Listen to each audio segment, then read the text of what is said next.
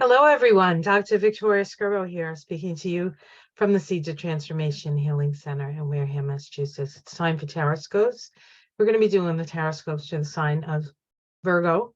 That's Virgo Sun, Virgo Moon, Virgo Rising. And before we get to the Taroscopes, I'm going to be using the Fountain deck for this reading. But before we get there, I want to just talk a little bit about the astrology of March. There's a lot of changes coming up in March. And while I can't say that they directly affect Virgo in the way they directly affect other signs. Of course, everybody feels the shift, right? Virgo is the sign that takes care of all the details generally, the worker bees, so to speak. And, work changes when themes change, right? So your ruling planet Mercury is not retrograde at all. So that's good. Seems to have been retrograde for quite a while at the beginning of the year. All the retrogrades this year happen in Earth signs, so we have to wait for Mercury to move back into Earth. That doesn't happen until next month, I believe, and then we'll have a retrograde in that. But let's not talk about that. Let's talk about now. Let's talk about March. So a couple of big changes happening in March that affect all of us. One of them is that Saturn is moving into Pisces. Actually, this does affect you. Sorry, quite a bit, because Pisces is the opposite sign of Virgo. And so if you have Virgo planets, Saturn and Pisces is going to be in opposition to those Virgo planets. Opposition brings awareness. Now, Virgos are pretty aware of what needs to be done and what needs to happen. And so Saturn and Pisces does actually help give Virgo a view of what needs to be dealt with, so to speak, because that's really what Saturn's about. It's about dealing with reality. However, oppositions will oftentimes create projection. So you may see something that needs to change in somebody else that actually needs to change in you. But, or maybe you're just seeing what needs to change or what needs to be tweaked. And of course, you guys are the tweakers of the zodiac, and sometimes the twerkers of the zodiac, given a few drinks perhaps, but that's another story for another day and just something in my imagination, really. All right, so let's get started with this. The other thing happening is Pluto is going to be moving into Aquarius for the first time in 248 years. So that's exciting. We're going to have it there for about 3 months before it goes back into Capricorn to finish off what it needs to finish off. We're going to have it in Capricorn. So it's in Aquarius from the 23rd of March to 12th of June, so a little less than 3 months. Goes back into Capricorn, and then next year it goes, it's in Aquarius again, but instead of it being in Aquarius for 3 months, I think it's in Capricorn for 3 months next year, and then the rest of the time in Aquarius. And then in 2024, just moves into Aquarius, and that's where it sits for the next 20 years or 22-ish years. So it's going to be there for a long time.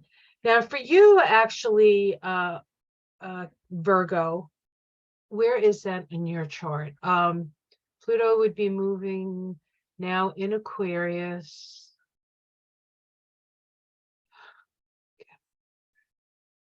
To your Aquarius, Pisces, 6th house of health and service to humanity. So your work might actually broaden from local to worldly. We'll see. You have 22 years to do it. So no stress. Don't have to worry about it right now. Just telling you that it's happening. All right. Let's take a look at what's up for Virgo. As I said, we're using the Fountain deck. I have my notes here that are kind of getting in the way to keep track of who I've done, who I haven't done, and who I still have to do. So again, this is for Virgo Moon, Virgo Sun, Virgo Rising. Maybe a North Node in Virgo. Maybe a 6th house, a full 6th house. Whoops. As things fly away. Fly around, fly around. Okay. I want to give this a good shuffle. Virgo deserves it. Guys are always so busy helping everybody else. Let's make sure we do a thorough job.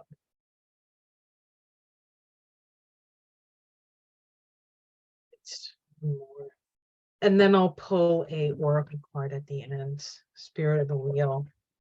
I've tried to be good about picking oracle cards for everybody, but there are a couple that are missing. Hopefully it's not one of your readings.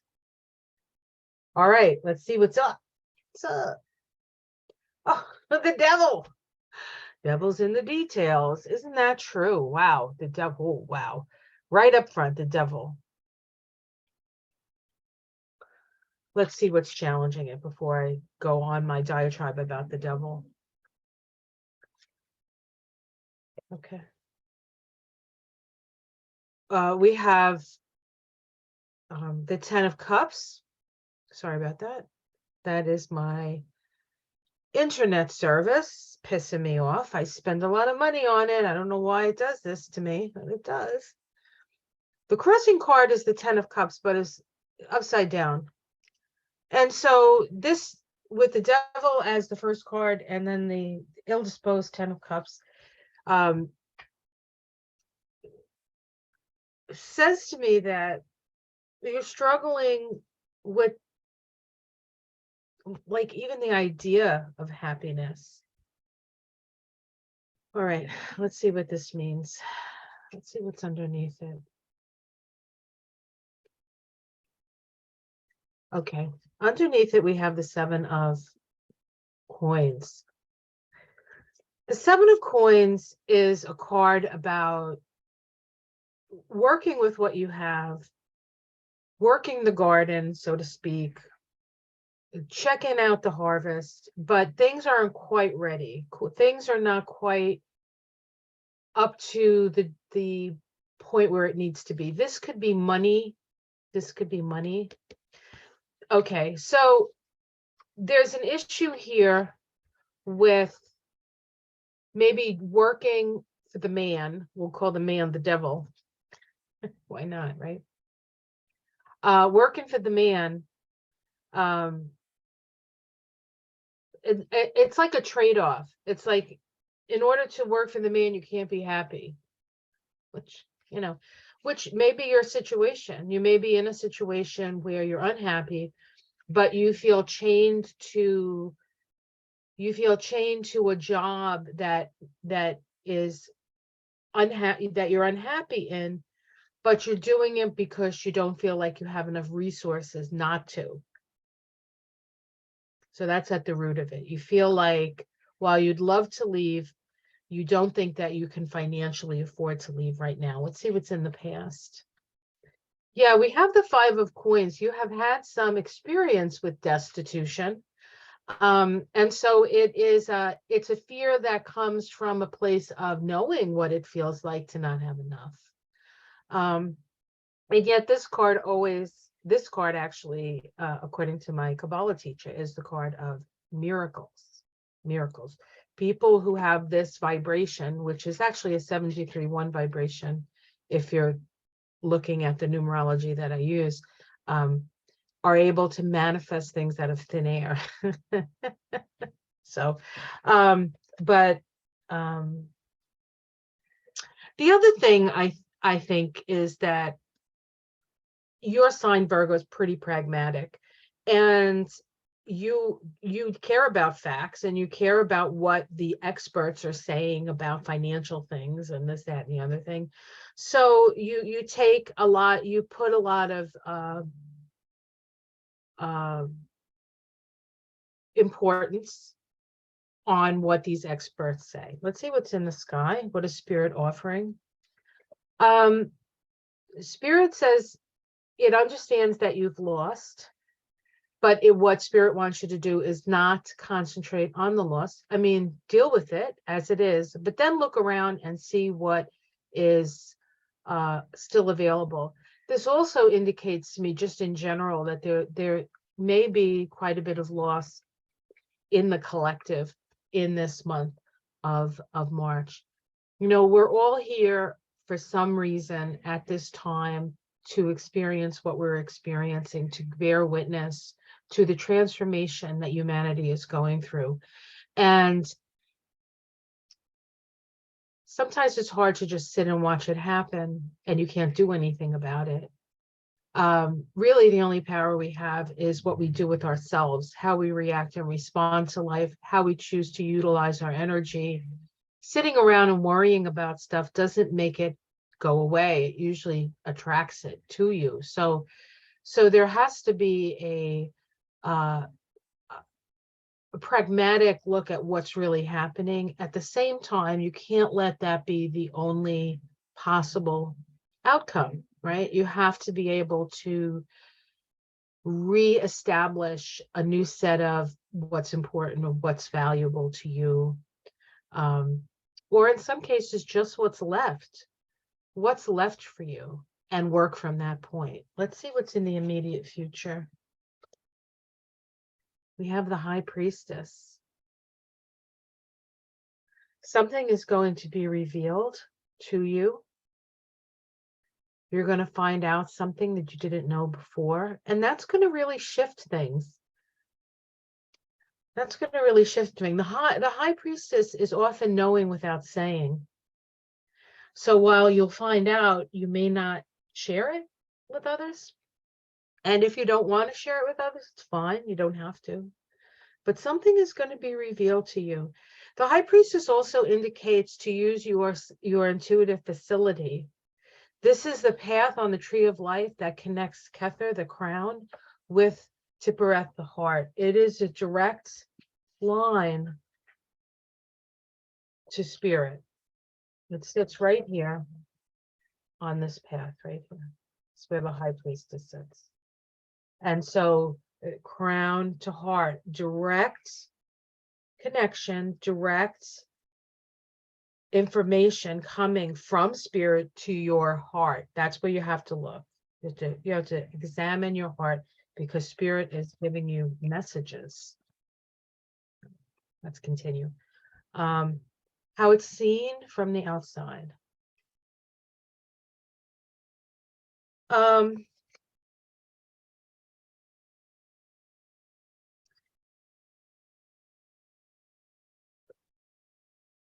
That you're not getting your wishes. You're not getting your wishes. So people are going to be concerned for you, I think. So your domestic situation. The Magician. So from the outside looking in, people may be concerned about you, but from the inside looking out, you really have the capacity to create the reality that you want. That's what the Magician does. The Magician utilizes his powers or her powers of concentration, utilizing all four elements: air, fire, earth, and water, to focus an intention and to manifest something. So there's great powers of manifestation in your domestic situation, whether that be your home or your work environment, wherever you spend the most amount of time. You have the capacity, but you need to focus. You need to focus your mind. But your hopes and fears is the Tower. Of course, you're worried about total collapse, right, of the system. And the outcome is the Star. This is the card of hope. This is about finding your guiding star. And you will find it. Spirit is communicating with you now. It's a very, very powerful time for you after what seems like a really difficult loss. So that is good news. That's good news. Underneath it all, we have the Hanged Man. The Hanged Man reminds us that we can't fix everything, and there are certain things that we have to accept, but it also reminds us to stay connected to cosmic consciousness. We have the Fool, which is about a new path. So it looks like you're on a totally new trajectory, as it were. And to the Two of Wands, which reminds us that we cannot do it by ourselves, that we do need other people to help us along the way. So that is what the cards are saying to you. Very, very interesting. All right. Well, it does look like you've been through it, and my best wishes for you through the difficulties that you've had. But we are never given more than we can handle. And oftentimes it's after that things really get good, almost like it's payment in a way. I mean, probably shouldn't say that, but that's sometimes what it feels like. Oh, we took this away from you. Now we're going to give you something better, that kind of thing. So, all right, let's take a look at the spirit of the wheel or oracle deck and see what message we get from the spirit of the wheel. I'm very interested to see with those cards. I'm very interested to see what these cards will say. So I'm only going to pick one. I'm going to read from the book because it's lovely. Just a couple of shuffles. Sorry.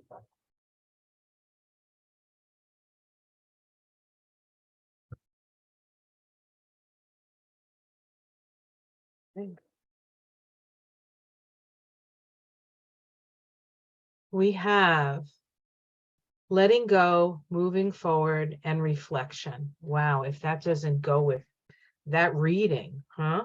All right, I'll put it up so you can see it. It's a beautiful card. And I'll read it to you. Let me find it. 38. 38 is Ashen 11 vibration. Okay, Spirit Path of the West. Experience. Letting go, moving forward, and reflection. You are faced with letting someone you love live out their own life. Experience is something we cannot teach others. We can share what happened to us and how it has affected our lives, but until others have gone through their own experiences, there's no way of knowing how it will affect them. Learn to lead by example, drawing on the knowledge you have gained from your own experience. Let go of control and trust that the lessons you have taught your loved ones in the past will serve them well with their own future choices. Take some time for reflection in your own life. Whatever situations you have recently undergone need time to settle. That's what the card said, yeah.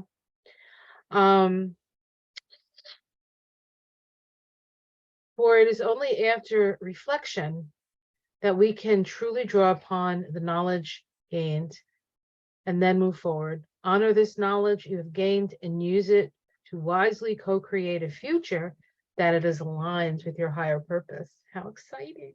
Woo. This card is also a reminder that to live fully in the present with no regrets of the past. No regrets. No regrets. Great Spirit, help me to accept the experience in my life, to grow beyond my limitations and to move forward.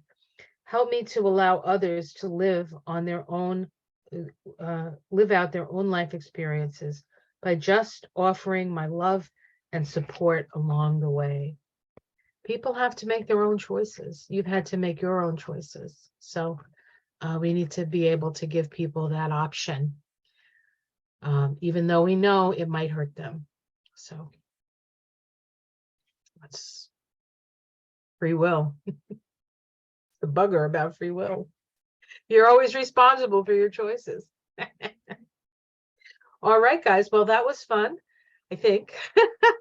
Maybe you'd be I'm not a Virgo, so although I just put in Virgo, so this could be for my generation, this reading. Okay, guys, have a wonderful month. Be careful out there. It's going to get a little crazy, I have to say. But, you know, you do your due diligence and everything's going to be all right. I said so. Believe me. All right. Take care, everyone. Namaste.